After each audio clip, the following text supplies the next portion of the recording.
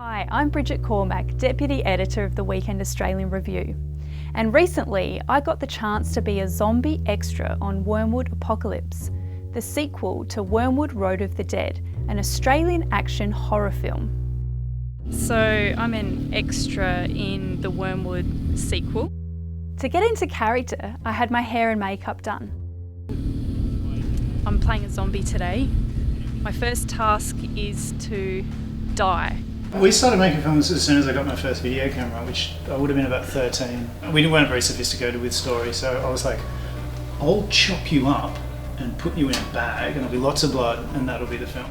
And I was like, I will do the special effects for that. Yeah. And it was like toilet paper doused in water to look like cuts, and then it was literally like chocolate topping. I think you went all arty and stuff and shot it in black and white. Yeah, and then we showed our mum. She's like, "What have you done to my baby?" But that's when we first realised that you could get quite an emotional reaction from an audience, as long as it's scary and or original and entertaining.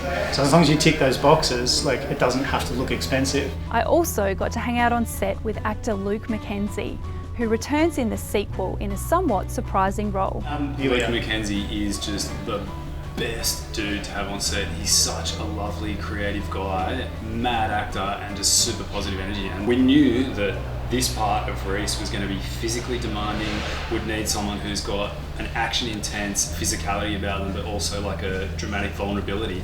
Ticked all the boxes, and he's just a really, really good mate and a lovely fella to have on set. 2, 1. Stunt coordinator George Soleiba, who has worked on films such as The Matrix Reloaded and The Hobbit, taught me how to die convincingly by taking a bullet to the head.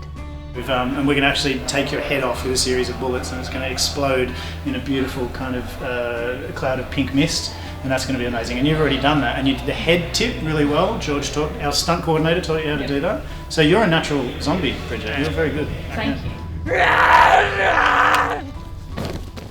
There's a boom in film production in Australia at the moment, with the expansion of the federal government's Location Incentive Program, which has seen overseas films such as Ron Howard's 13 Lives and Thor lured to our shores. Meanwhile, Australian films such as Penguin Bloom, The Dry and High Ground have cleaned up at the box office during the pandemic. But what does this all mean for Australian film production? We're hoping that we can maybe ride that wave, and we're hoping that there's actually going to be a cultural shift. I think people have been sitting at home with their families, and I think people, the cynic in me thinks this may not be the case, but there's the part of me that thinks, I think there's a cultural shift in that people are reconnecting with Australian culture. I think they're actually realising that home is awesome, because we've been sitting at home for so long.